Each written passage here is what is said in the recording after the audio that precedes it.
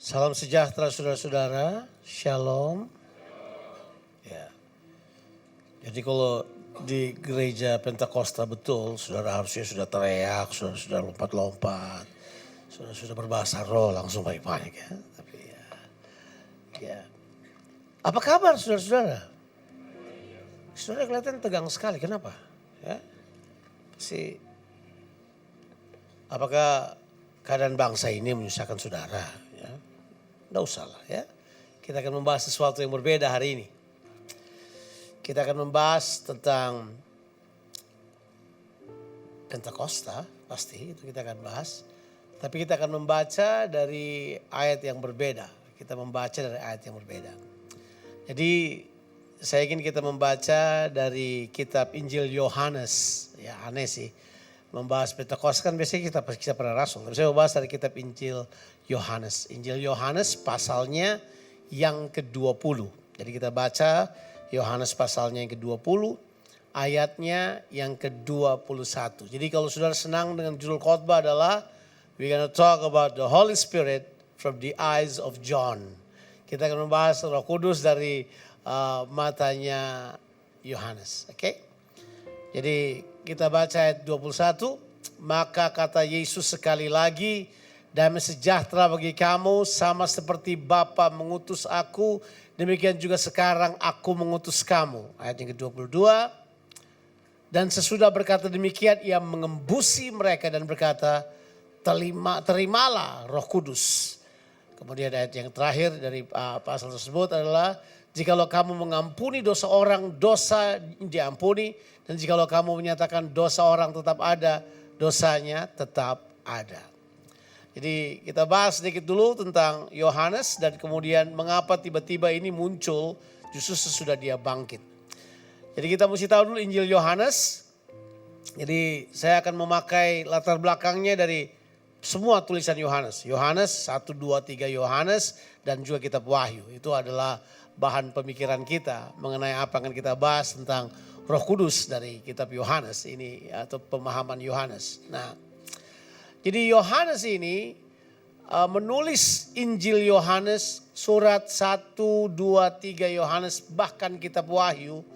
Dia menulisnya itu sudah di akhir abad pertama. Jadi kira-kira tahun penulisannya rata-rata antara 95 sampai 98. Jadi 2 tahun lagi selesai abad pertama. Jadi Yohanes menulis ini bukan sekedar menulis biasa, dia menulis dengan pemahaman yang kaya. 60 tahun setelah Yesus naik ke sorga dan dia penuh dengan Roh Kudus. Kira-kira begitu. Jadi Yohanes punya pemahaman berbeda yang coba menulis secara runtut ya. Secara naratif yang runtut. Ini enggak. Dia menulisnya karena berdasarkan keyakinan dan dia menulisnya dengan tujuan untuk membungkam pengajaran sesat. Untuk menghentikan orang-orang yang menghina kekristenan. Orang-orang yang punya pemahaman neoplatonisme yang berkata Yesus tidak pernah jadi manusia. Dia selalu adalah roh, dia tidak pernah jadi manusia. Yohanes menyerang itu semuanya. Tapi titik upaya dari Yohanes menyampaikan hal ini adalah untuk memberikan perhatian yang paling penting menurut saya. Yang Yohanes sandingkan dengan Yesus Kristus. Bahwa Yesus setelah berkata seperti Bapa mengutus aku, demikianlah aku mengutus kamu. Dia kemudian mengembusi muridnya dengan roh. Dan kita tahu cerita itu kira-kira kalau kita sejajarkan sama seperti kisah Rasul pasal yang pertama. Ayatnya ke-8 dan kemudian terjadi di pasal 2 kitab Kisah Para Rasul. Mari kita bahas sedikit dulu tentang latar belakang dari Pentakosta. Jadi Pentakosta itu adalah jelas hari ke-50. Jadi kalau orang tanya apa itu Pentakosta, tolong jangan dijawab. Itu loh lidah-lidah api turun di kepala murid. Bukan. Itu peristiwa pencurahan Roh Kudus yang terjadi di hari Pentakosta. Jadi Pentakosta sudah ada. Pentakosta sudah ada sejak bangsa Israel keluar dari Mesir kan. Jadi pada hari yang ke-50 mereka kemudian menerima hukum Taurat turun ke atas mereka. Dan hari raya itu disebut dengan sebuah kata dalam bahasa Ibrani Shavuot. Ya Shavuot itu artinya adalah ya hari ke-50. Yang kedua artinya adalah hari pencurahan atau hari turunnya Taurat kepada bangsa Israel di Bukit Sinai. Pada hari yang sama juga mereka melakukan panen mereka yang pertama di kaki bukit itu. Karena mereka tinggal lebih lama di Bukit Sinai atau di Gunung Sinai setelah mereka lolos dari kejaran Firaun melewati Laut Merah itu kan yang terbelah menjadi dua itu. Nah, jadi di situ ada beberapa hal kita mesti lihat. Kalau berbicara Syafuat itu mereka enggak ngerti Roh Kudus. Yang mereka ngerti adalah Taurat diturunkan pada mereka. Yang kedua saat itu panen raya terjadi pada mereka. Dan kalau saudara mengikuti tradisi Israel sekarang, setiap hari Syafuat ini apa yang mereka buat adalah mereka akan membaca kitab Esther. Kenapa dia harus membaca kitab Esther? Sebab menurut mereka kitab Esther memberitahukan the new beginning buat mereka setelah keluar dari Mesir. Karena mereka hampir dibantai seluruhnya oleh Heman bin Hemedata. Tapi kemudian mereka dilepaskan. Jadi mereka membaca tulisan-tulisan kitab Esther untuk mengingat kembali permulaan yang terjadi. Permulaan baru yang terjadi pada mereka. Jadi itu latar belakang dari hari Pentakosta itu. Nah, hari Pentakosta sendiri adalah hari panen raya. Itu bagi bangsa Israel itu adalah termasuk ketiga perayaan bangsa Israel. Itu festival mereka ada 3 kan, Paskah, terus kemudian Pondok Daud, dan kemudian Syafuat ini. Nah, kalau kita memperhatikan baik-baik cerita-cerita di Alkitab, kita akan menemukan sebuah hal yang luar biasa. Yohanes mau beritahukan kepada kita begini, Roh Kudus itu turun ke atas orang percaya, itulah yang melahirkan kembali orang percaya. Kalau orang tanya, untuk apa Roh Kudus datang? Beberapa orang hanya menyatakan bahasa roh, bahasa enggak. Yang pertama adalah untuk melahirkan kembali orang percaya. Nanti kita akan baca ayatnya. Itu prinsip yang paling utama. Saudara dan saya itu lahir dari roh. Bilang lahir dari roh. Itu kata yang sekarang orang tidak pernah bahas di hari Pentakosta. Semua orang cuma bahas hal tersebut sebagai sebuah peristiwa di mana ada bahasa-bahasa roh dan seterusnya. Tapi harusnya menurut Yohanes, Roh Kudus bekerja pada titik itu. Di mana manusia untuk pertama kali mengalami kelahiran baru karena Roh Kudus turun atas kehidupan mereka. Itu kata penting. Yesus mengatakannya, dan waktu Roh Kudus turun ke atas mereka ada sesuatu hal yang paling penting yang saya mau beritahu pada saudara. Itu adalah Anda kemudian tidak lahir dari dunia lagi. Anda lahir dari Allah. Saudara kayaknya tidak berharap khotbah Pentakosta seperti ini kan. Saudara berharap khotbah Pentakosta, coba saudara bangkit berdiri, saya doakan saudara kemudian berkata-kata dalam bahasa roh. Itu nanti sebentar. Yang sekarang adalah saudara konsentrasi bahwa ini adalah kekuatan dari Allah yang melahirkan kita kembali. Ini lebih penting daripada apapun. Sebab tanpa roh Allah berdiam dalam kita, melahirkan kita, Anda tidak akan pernah masuk dalam kerajaan Allah. Saya ulangi lagi. Karena Roh Kudus inilah yang melahirkan Anda sehingga Anda kemudian punya akses dalam kerajaan Allah. Disinilah pendamaian bukan cuma terjadi kita didamaikan dengan Allah, tapi kita diberi kuasa untuk mendamaikan dunia ini dengan Allah. Makanya Yesus bilang, terimalah Roh Kudus. Kalau kamu mengatakan dosa orang diampuni, dosanya diampuni. Kalau kamu mengatakan dosa orang tetap ada, dosanya tetap ada. Jadi ada kuasa pendamaian diberikan kepada orang-orang yang penuh dengan Roh Kudus. Ini menunjukkan bahwa Tuhan sedang berkata begini. Sebenarnya orang yang penuh dengan Roh Kudus itu adalah, disitulah dia mengalami pengalaman kelahiran kembali untuk ada di dalam pemerintahan Tuhan. Jadi gini, saya sudah jadi orang Kristen 44 tahun. So, saya sudah melayani Tuhan dan jadi orang Kristen 44 tahun. Udah cukup lama. Ya, saya masih muda tapi sudah 44 tahun mengikuti Tuhan. Jangan tanya umur saya berapa, tapi ya saya selama itulah saya mengikuti Tuhan. Tebak apa yang terjadi selama 44 tahun itu. Saya baru sadar saya lahir baru 20 tahun kemarin.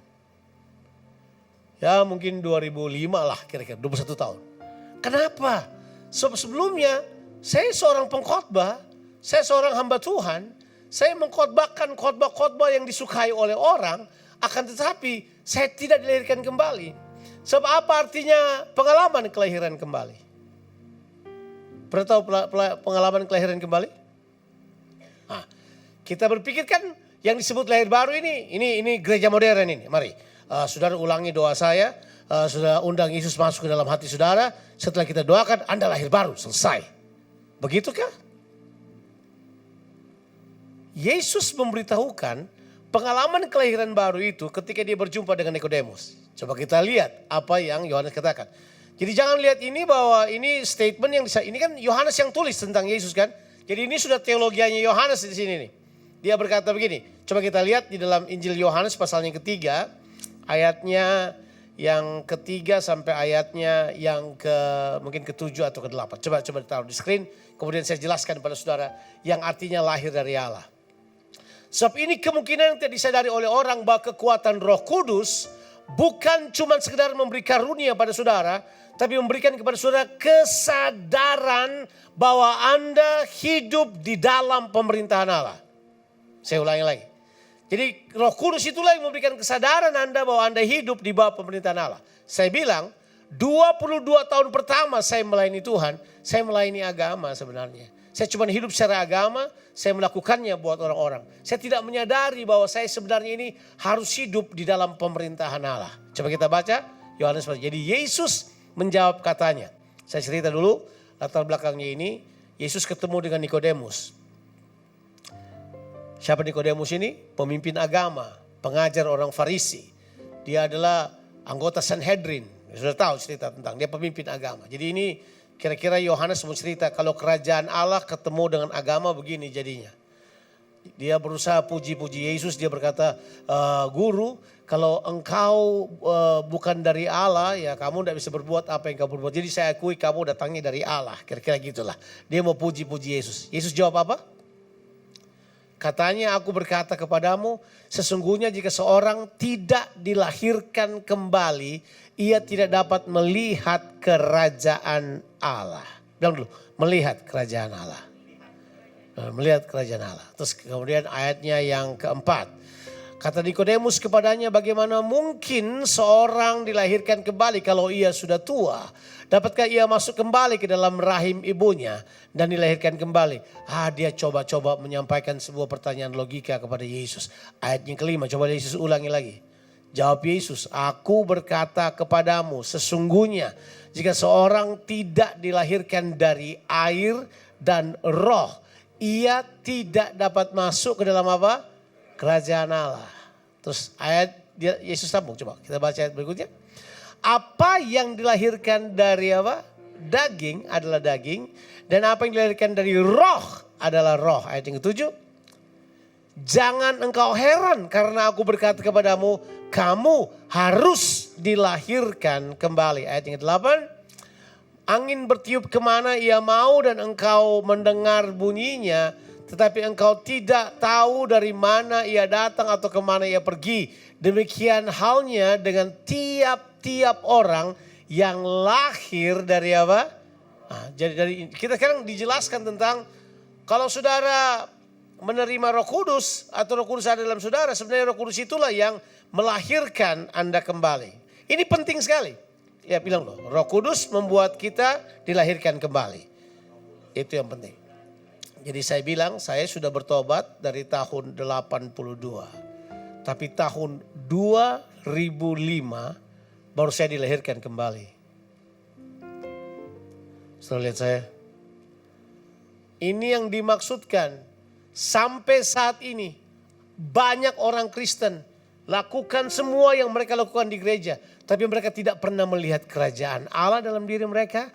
Mereka tidak pernah masuk dalam kerajaan Allah. Makanya Yesus bilang, kalau kamu tidak dilahirkan kembali, kamu tidak dapat melihat kerajaan Allah. Banyak sekali orang percaya saat ini tidak melihat kerajaan Allah. Apalagi masuk, melihat aja tidak. Tidak ada di paradigmnya mereka. Makanya sekarang ini, sudah berapa tahun nih? Sudah hampir 20 tahun saya mengajar tentang kerajaan. Tapi tetap orang masih gak mengerti juga. Orang kayaknya susah untuk memahami bahwa kerajaan Allah itu harus dilihat dalam diri kita. Bahwa pemerintahan Allah harus kelihatan di mata saudara. Kalau Anda penuh Roh Kudus, pertanyaan pertama adalah siapa yang memerintah hidup saudara? Itu pertanyaan yang pertama. Jadi kalau Anda penuh dengan Roh Kudus, Anda akan melihat pemerintahan Allah. Itu ada di paradigmmu, itu menguasai cara berpikirmu. Tapi kan kita nggak lihat itu sekarang. Di benak kita bukan Tuhan yang memerintah kok. Kita yang atur semuanya. Iya kan? Bahkan kita merasa kehidupan kita bakal diputuskan oleh orang lain atau pribadi lain dan bukan Tuhan. It doesn't matter who is the president kan? Kita punya Tuhan toh. Kita tidak harus merasa bahwa kita panik dan kemudian kehilangan pengharapan. Tuhan ada, dia tetap setia pada saudara.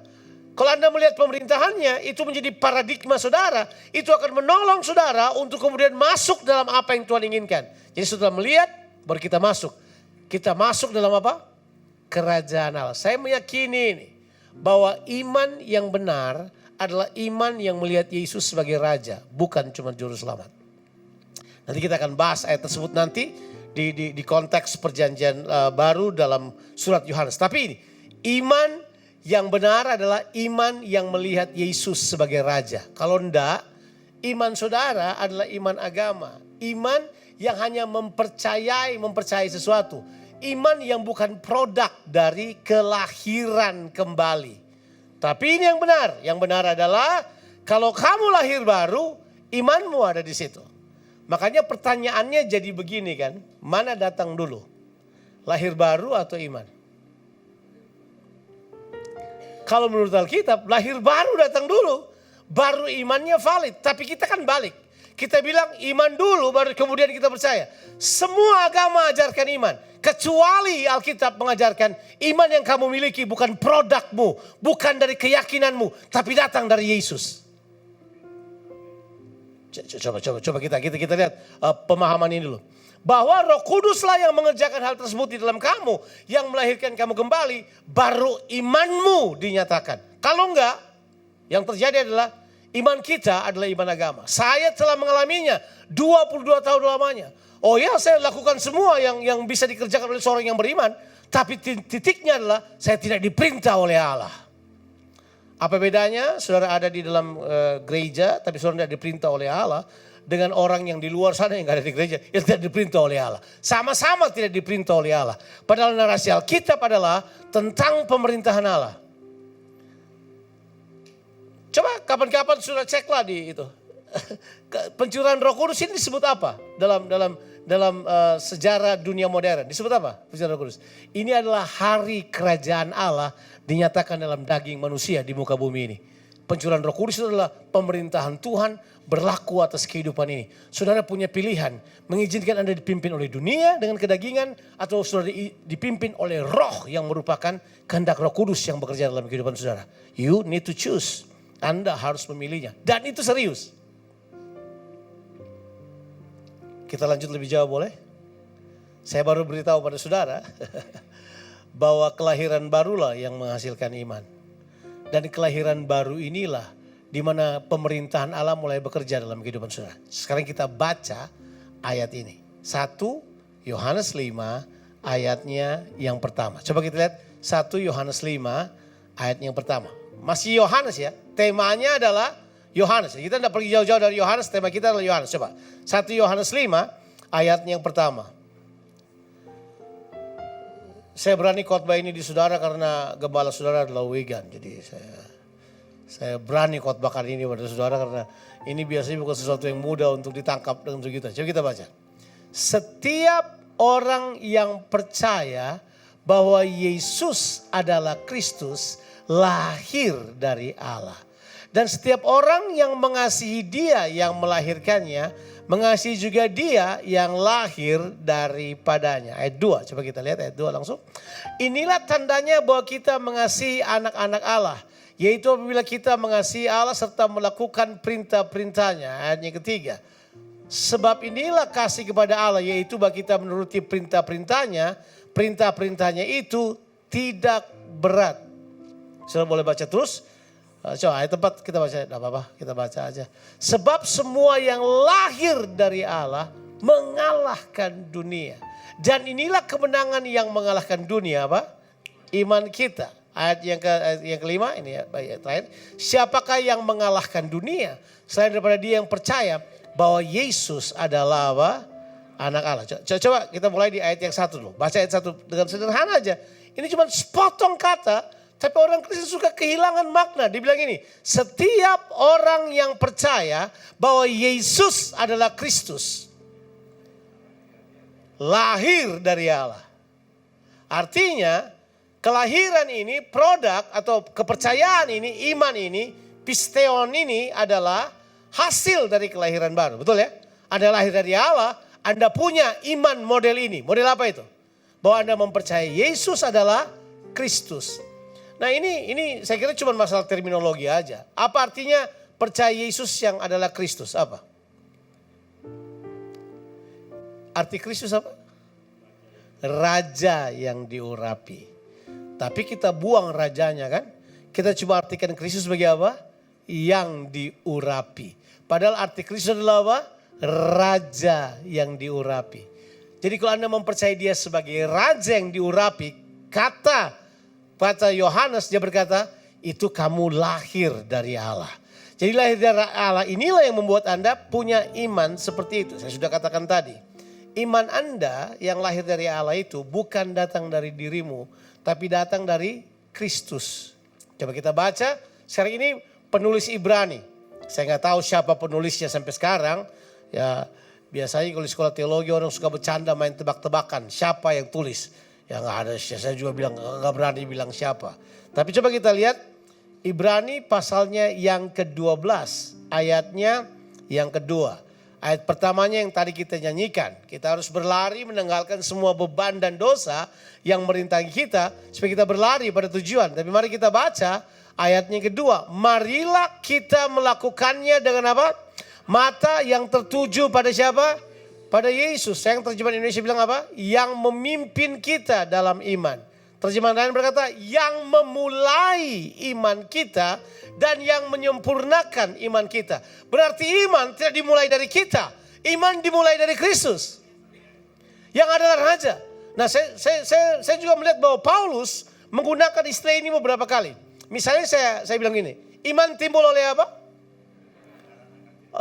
Ya, ada yang berkata pendengaran atas firman Allah. Oh benar Allahnya. Tapi Paulus specifically bilang kamu menerima iman karena kamu mendengar firman Kristus. Kristus adalah yang diurapi kan. Raja yang diurapi. Jadi dengan kata lain bahwa memang betul. Kalau Anda dilahirkan kembali. Anda akan memiliki iman itu. Anda dilahirkan kembali. Yesus yang memulai iman dalam diri saudara. Dan dia juga yang akan menyempurnakan iman itu. Jadi iman kita sebenarnya harus kita pakai adalah imannya Yesus dalam kehidupan kita.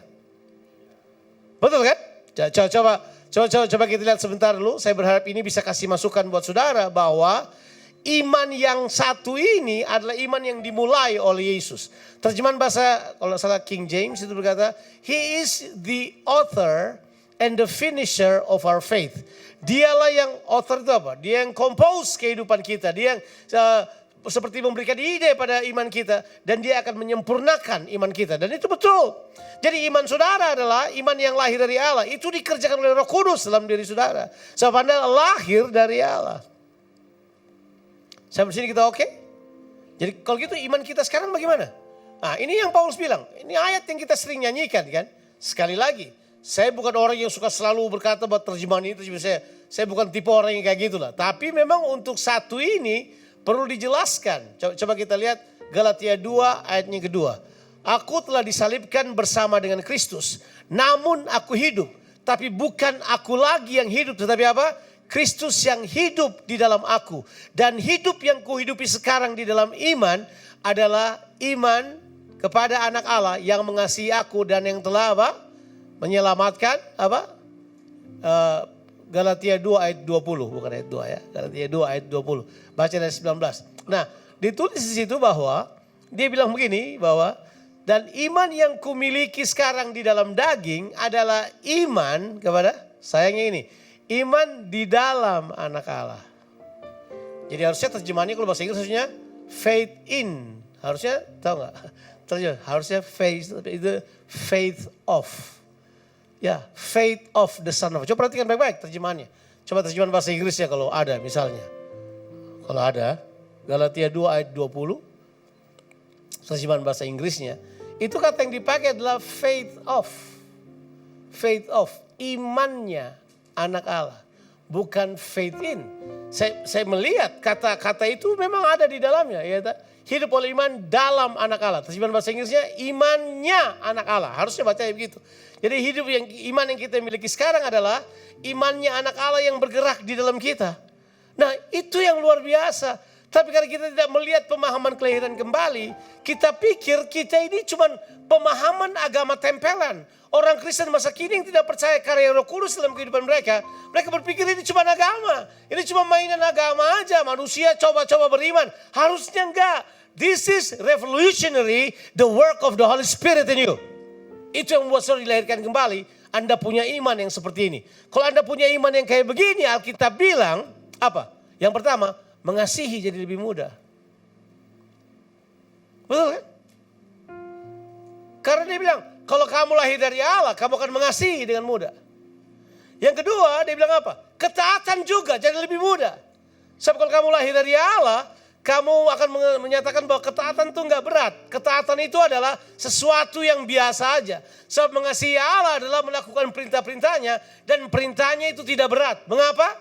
Karena Anda lahir dari Allah. Karena Roh Kudus bekerja dalam kehidupan Anda. Nah, ini orang tidak mengerti tentang bagaimana hidup dalam kerajaan Allah. Hidup dalam kerajaan Allah itu Anda berganti sistem kehidupan. Waktu dilahirkan kembali, Anda dilahirkan keluar dari sistem dunia ini supaya Anda hidup dalam sistem kerajaan Allah. Di mana sistem kerajaan Allah? Tebak, nggak ada dosa di situ. Nah, saya ingat saya share ini di depan pendeta-pendeta, ahli teologi ya. Habis saya share itu, mereka bilang kritik teks, kritik teks.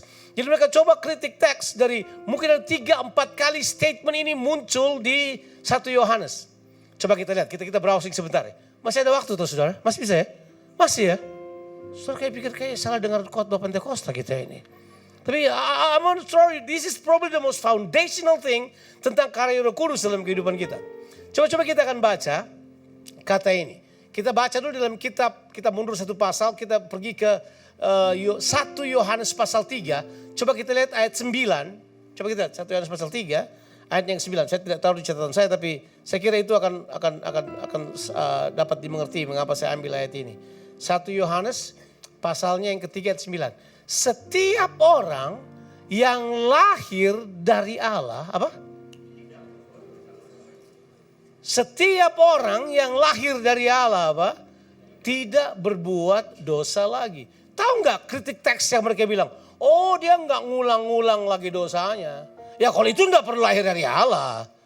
Orang di dunia sana juga merasa kalau mereka nggak bikin salah, mereka nggak salah kan? Jadi ngapain? Ini bukan urusan itu. Generasi kita mau coba dikaburkan pemahaman bahwa seolah-olah Anda bisa ada dalam kerajaan Allah dan Anda masih takluk dalam dosa. Harusnya enggak. Kalau Roh Kudus turun ke atas kamu dilahirkan kembali, kamu punya kemampuan mengalahkan dosa. Dari wajah saudara, masa sih? Karena kita itu udah beda sistem. Sistem kejatuhan, sistem agama, sistem dunia, penuh dengan itu semuanya. Tapi begitu Anda ditebus, Anda pindah kepada sebuah kerajaan, di mana dalam kerajaan itu Anda mencapai tujuan Allah dalam kehidupan saudara. Orang coba, oh enggak lah, ini artinya adalah dia enggak buat dosa yang sama berulang-ulang kali. Ya 3 kali boleh lah. Loh. Coba apa yang mereka coba komunikasikan buat kita. Mereka pandang enteng Roh Kudus yang berdiam di dalam kita. Sebab 1 Yohanes pasal 5, ini pemahaman Yohanes ya. Dan Yohanes mungkin yang paling banyak membahas hal ini. Yohanes bilang begini. Sebab siapa yang lahir dari Allah tidak berbuat dosa lagi. Di 1 Yohanes pasal 5 dia berkata begini, bahwa yang lahir dari Allah, iman mereka mengalahkan dunia. Dan belum mengalahkan dunia. Kalau saya bilang ini pada saudara, saudara mungkin akan marah pada saya. Tapi semua konsep kekudusan dan kenajisan itu ada pada 2 sistem ini. Ya ini benar. Jadi misalnya orang yang berkata, oh kudus. Saya mendengar pengkhotbah yang khotbahnya banyak kudus, biasanya agak berbahaya. Karena mereka mengajarkan orang untuk mengambil sebuah jalur agama. Padahal Yesus gak tawarkan itu. Semua kenajisan ada di dunia ini. Biar kamu agama pakai baju putih, semuanya berkata haleluya tiap hari. Tapi kalau kamu agama, kamu di sistem yang lama. Itu penuh dengan dosa. Kamu dikalahkan oleh dosa. Tapi begitu kamu ganti sistem, kamu dilahirkan kembali, masuk kepada pemerintahan Allah. Alkitab berkata apa? Kamu tidak perlu jatuh dalam dosa. Kamu punya pilihan baru kalau menurut saya. Kamu punya pilihan baru. a new possibility that you can choose now. Kamu seperti Adam yang belum pernah berbuat dosa pertama kali. You need to choose accordingly to the will of God. Kamu tidak boleh kemudian berkata gini, oh enggak kita mau pilih yang ini. Enggak, itu udah selesai. Makanya Yohanes berkata, yang lahir dari Allah tidak berbuat dosa lagi. Terus kan orang nanya, tapi dia masih bisa berbuat dosa enggak? Jawabannya, bisa. Saya jawab lagi, tapi nggak usah.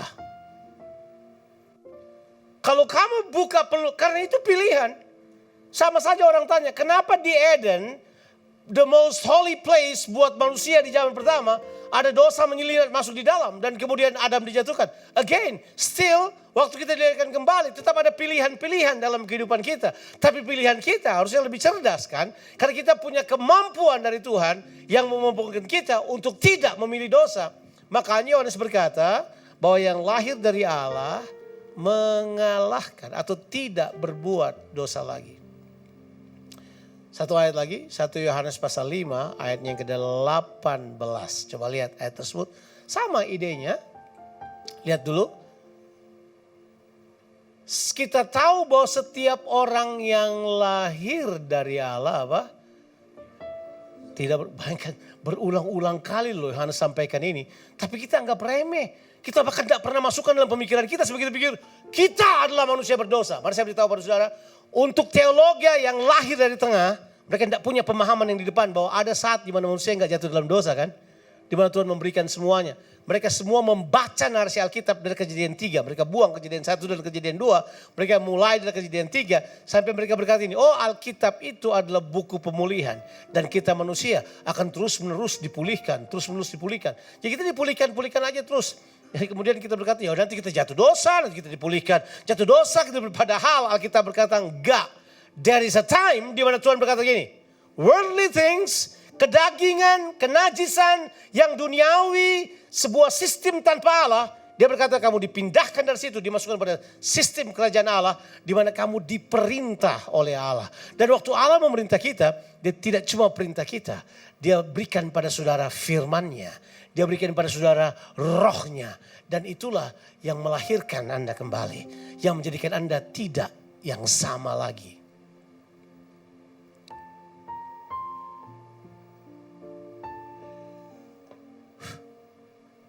Pikirkan lebih baik-baik. Sebab yang berikut ini akan mengejutkan sekali. Kenapa yang lahir dari Allah di dalam Kristus, saya punya bahasa di dalam Kristus. Jadi ingat, Kristus artinya adalah Allah adalah Raja. Dia bukan, Yesus adalah Raja. Itu bukan cuma sekedar kata biasa. Itu adalah kingdom implication artinya. Dia adalah memerintah dalam kehidupan kita. Kenapa? Kenapa? Sebab Yesus waktu dia datang ke dunia ini, saya beritahu buat saudara, waktu dia ada di dunia ini, cuman Yohanes yang menuliskan bahwa waktu dia ada di dunia ini sebagai manusia, dia berhadapan langsung dengan penguasa dunia. Bilang dulu penguasa dunia. Jadi dunia ini ada penguasanya kan? Siapa penguasanya? Iblis. Kalau saudara tahu, oh bukankah? Oh ya, sistem dunia dikuasai oleh iblis, itu jelas. Bumi milik Allah, itu nanti. Ya saya pikir Pastor Wigan telah mengajarkan ini sangat banyak. Di beberapa seminar saya mendengar pengajarannya, saya pikir bagus banget untuk membuat perbedaan antara bumi dan dunia. Is one of the best teaching menurut saya. Dan diberitahu di situ kalau Anda mengerti dengan betul bahwa dunia itu adalah setelah jatuhnya manusia ke dalam dosa, dunia menjadi sistem kehidupan manusia yang tanpa Allah. Sistem itu yang disebut dengan sistem dunia. Sistem yang kedagingan. Sistem yang agamawi. Sistem yang berpusat kepada keuangan. Sistem yang berpusat kepada money. Mereka tamak akan uang. Sistem yang di dalamnya penuh dengan keserakaan. Sistem yang di dalamnya penuh dengan kedagingan. Paulus bilang begini, bahwa kalau kamu hidup dengan cara-cara kedagingan, kamu tidak dapat masuk dalam kerajaan sorga. Gitu kan? Galatia 5 yang saya sedang kutip tadi, ayatnya yang ke-20 dan 21. Nah sekarang, ini yang saya mau katakan kepada saudara. Waktu Yesus menebus kita, setelah dia bangkit dari kematian, dia berkata nih, terimalah Roh Kudus. Nah sekarang mari kita lihat, apa yang Yesus katakan tentang Roh Kudus. Sekarang kita mau masuk ke Roh Kudus. Sebelum saya mau mengajak saudara bahwa Roh Kudus bukan milik aliran Pantekosta. Karena Roh Kudus itu adalah harusnya datang di hari Pentakosta. Hari ke-50. Kalau Pantes tidak tahu apa. Pante Indah Kapuk kah atau apa, tapi harusnya Pentakosta ya. Jadi hari ke-50. But this is the good thing. Saya mau beritahu pada saudara. Yohanes menulis dengan sangat jelas bahwa Yesus berhadapan dengan apa? Penguasa dunia ini. Coba kita baca run through aja dengan cepat. Yohanes 14 ayatnya yang ke-13, ayat yang ke-30. Coba Yohanes 14 ayat yang ke-30. Coba kita lihat ayat ini. Tidak banyak lagi aku berkata-kata dengan kamu sebab penguasa dunia ini datang dan ia tidak berkuasa sedikit pun atas diriku. Dan penguasa dunia datang tapi dia tidak menguasai dirinya. Jadi Yesus di dunia ini, tebak.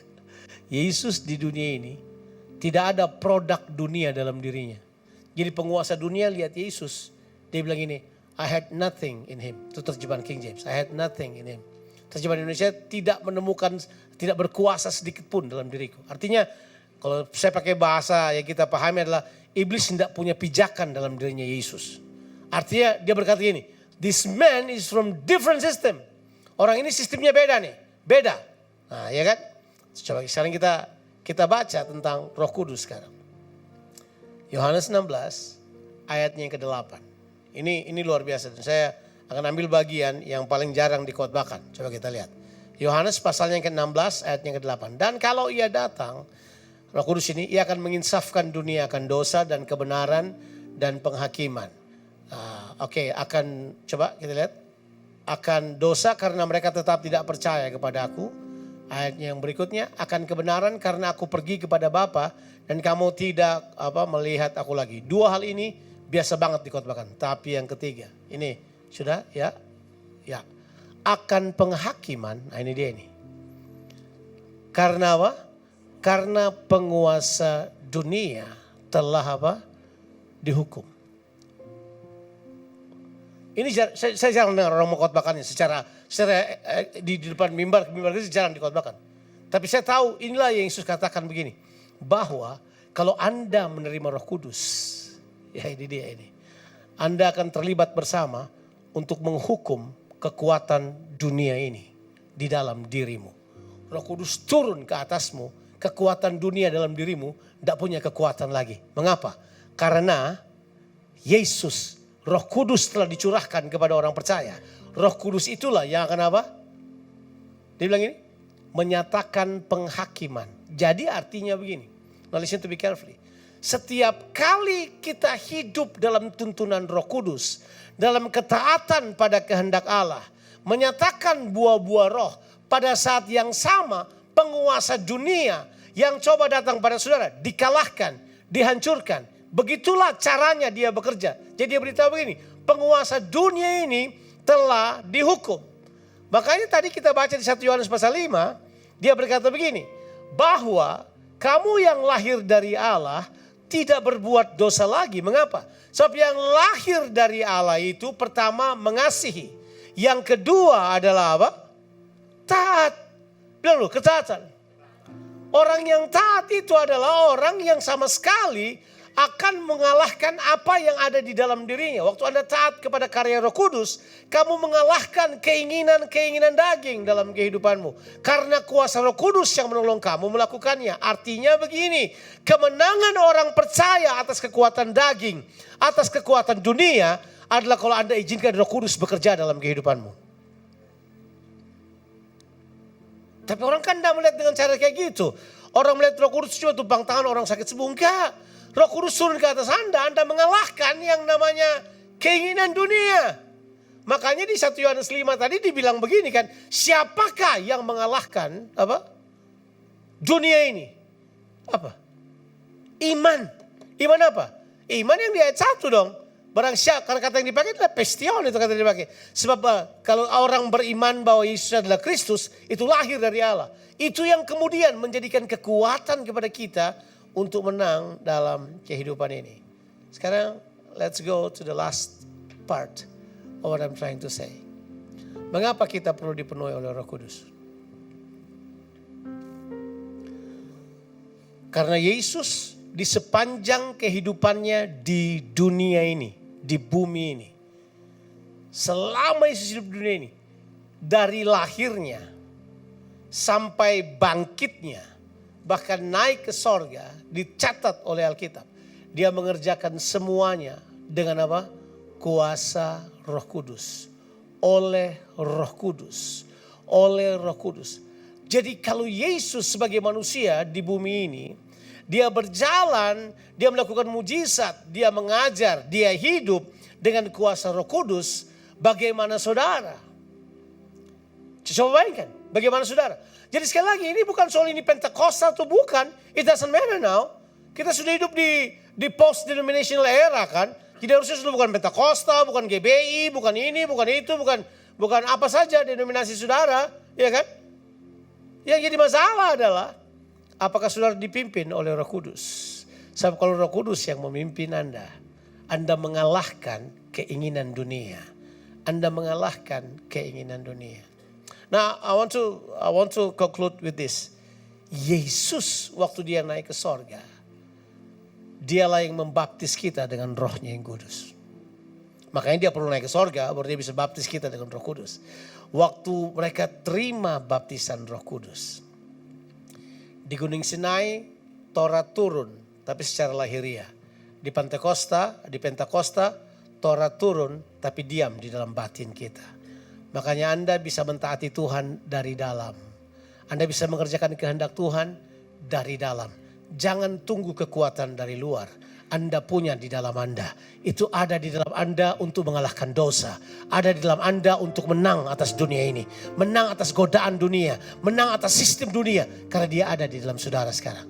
You have the power in you. Sekarang sudah ada dalam saudara. Betul ya? Yesus bilang begini. Kemudian dia berkata, di dalam dunia ini kamu akan mengalami banyak aniaya. Saya kutip dari Yohanes 16 ayatnya yang ke-33 atau 36, 33 mungkin. Dia berkata gini, kamu dalam dunia akan mengalami penganiayaan. Tetapi ketahuilah, aku telah mengalahkan dunia. Apa yang membuat dia menang sebagai manusia di dunia ini? Terdeteksi oleh tulisan-tulisan bahwa karena dia berjalan bersama dengan Roh Kudus.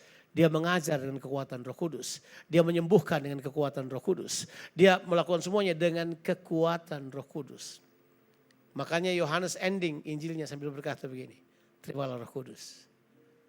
Dia berkata, di pasal 21 itu dia berkata, terimalah Roh Kudus. Terimalah Roh Kudus. Yohanes 20 ayat 21, terimalah Roh Kudus. Seperti Bapa mengutus aku ke dalam dunia, demikianlah aku mengutus kamu. Terimalah Roh Kudus. Sebab itulah satu-satunya kekuatan yang membuat Anda menang menghadapi cara hidup dunia. Jadi kalau orang tanya pada saudara, sebenarnya mengapa kita perlu hidup dengan Roh Kudus? Untuk menang dalam kehidupan di dunia ini. Tapi yang paling penting adalah supaya Anda diberi kemampuan untuk hidup dalam sistem kerajaan Allah. Sistem baru, kekuatannya mesti baru. Sistem baru, kamu tidak bisa. Saya harus katakan berulang-ulang, kamu tidak bisa melakukan kehidupan kekristenanmu dengan kekuatan agama, nggak bisa. Anda perlu Roh Kudus turun atas kehidupanmu. Waktu Yesus terima Roh Kudus, dia pergi. Luar biasa. Kalau baca Lukas pasal 4, itu dia kembali. Kemudian dia berkata begini, Roh Tuhan Allah ada padaku. Karena dia telah mengurapi aku. Dan dia telah mengutus aku. Yesus sebagai manusia diurapi oleh Roh Kudus. Diutus oleh Roh Kudus. Saya mempercayai tidak mungkin Roh Kudus turun ke atas seseorang di masa sekarang dan mereka tidak punya itu tuh sense of being sent. Kamu tidak merasa diutus, tidak punya tanggung jawab yang berbeda. Karena saya yakin begini, kekuatan dari Allah itu akan membawa saudara menang dalam semua kehidupan Anda. Dengarkan saya baik. Listen to me carefully. Semua lagi takut keadaan dunia saat sekarang ini. Tapi itu yang Yesus bilang. Di dalam dunia kamu akan menderita apa aja. Tapi ketahuilah, aku telah mengalahkan dunia. Saya membaca sebuah tulisan yang berisi prediksi. Prediksi dari Badan Moneter Dunia. Tentang penghancuran bumi ini perlahan-lahan mereka meramalkan tahun 36. Dunia ini akan habis. Dari penduduk 7 miliar, 8 miliar tinggal 1 miliar mereka bilang. Karena orang akan digiring. Mereka berusaha menakut-nakuti kita. Dalam hati saya berkata, you're wrong. Kamu keliru besar. Di bumi ini ada kerajaan Allah. Dia sudah tersimpan ribuan tahun karena agama. 2000 tahun tidak pernah muncul. Tapi saya percaya sekarang dia sedang dihidupkan kembali di hati orang percaya. Sehingga ada alternatif baru. Kalau kamu berpikir dunia akan hancur karena mereka menyebutnya sebenarnya digital Babel era. Babel digital era. Saya beritahu pada saudara, enggak. Di dalam kita ada roh yang mengalahkan dunia. Di dalam kita ada kemampuan untuk hidup melakukan kehendak Tuhan. Sekarang pertanyaannya, maukah kau terima kuasa Roh Kudus? Waktu dia curahkan Roh Kudus turun. Memang ini kuasa Roh Kudus ini memang tetap menjadi perdebatan. Kalau Anda tidak terima, Anda pasti mengejeknya. Udah pasti. Tapi kalau Anda menerimanya, Anda akan bergerak dengan kuasa dari tempat yang maha tinggi. Mari kita tundukkan kepala. Sebab Tuhan mau membaptis kita dengan rohnya. Sudah dia buat. Sekarang dia cuma mau roh itu kemudian dihidupkan dalam kehidupanmu. Anda punya kesadaran baru. Anda punya kesadaran bahwa ada kekuatan Allah dalam kehidupanmu. Imanmu bukan iman biasa lagi. Imanmu adalah iman yang mengalahkan dunia. Imanmu adalah iman yang membuat dunia di depanmu bukan masalah. Ketika semua tantangan, challenge of the world coming to you, you would say like this. Hey, iman kepada Kristus itulah iman yang mengalahkan dunia. Mari kita berdoa. Bapa di sorga, hamba-Mu berdoa. Saya nggak tahu ketakutan apa yang sudah miliki sekarang, tapi bawa pada Tuhan. Saya nggak tahu masalah apa yang Anda miliki. Saya tidak perlu tahu bahkan. Saudara, bawa pada Tuhan. Ini saatnya Tuhan akan memenuhi Anda dengan kekuatan itu. Hei, saya mau katakan ini, berhentilah bermain agama. Berhentilah iman agama. Sekarang iman Kristus. Iman yang dilahirkan kembali. Itu akan memberikan terobosan baru dalam kehidupan kita. Saudara, saya sudah tidak pernah buat ini. Kalau ada saudara yang berkata begini, saya mau terima Roh Kudus karena selama ini saya tidak tahu bahwa Roh Kudus ada. Saudara bangkit berdiri dari tempat saudara. Kalau saudara berkata saya mau penuh dengan Roh Kudus, saudara berdiri di tempat saudara. Gak usah lihat ke kiri dan ke kanan. Sebab ini saatnya kamu terima Roh Kudus yang turun atas kehidupanmu. Dia telah dicurahkan. Jangan minta Tuhan curahkan lagi. Sudah dicurahkan. Bagian kita terima dari Tuhan. Inilah yang melahirkan kita kembali oleh firman dan roh. Inilah yang melahirkan kita kembali untuk mengerjakan kehendak Allah. Bapa di sorga, lihat respon umat-Mu yang datang kepadamu hari ini. Aku berdoa sekarang, Tuhan penuhkan mereka dengan roh-Mu yang kudus. Penuhkan mereka dengan roh-Mu yang kudus saat sekarang ini. Kami katakan penuh dengan Roh Kudus saat sekarang ini. I pray in the name of Jesus. Kuasa Allah turun ke atas mereka. Hati mereka yang dingin karena dunia ini. Kasih mereka yang dingin karena dunia ini. Ketaatan mereka yang dingin karena dunia ini. Dipanaskan kembali oleh api Roh Kudus yang turun atas kehidupan mereka. I pray in the name of Jesus. The power of God come down upon the people right now in the name of Jesus. Hallelujah. Terima dari Tuhan, mari angkat tangan saudara pada Tuhan dan terima dari Tuhan. Terima aja dari Tuhan. Apapun manifestasinya, it doesn't matter. Tapi sekarang terima dari Tuhan. Kuasanya turun atas kehidupanmu. Kamu akan keluar dari sini berbeda. Kamu gak akan gampang dikalahkan oleh dunia lagi. Kamu gak gampang dikalahkan oleh kekhawatiran dunia ini. Kamu gak akan gampang dikalahkan oleh kekecewaan dunia ini. Kamu gak akan gampang dikecewakan oleh masalah-masalah dunia ini. Bapa, lihat umat-Mu. I pray seal your word upon them. Aku berdoa Injil kerajaan Allah itu memerintah atas kehidupannya.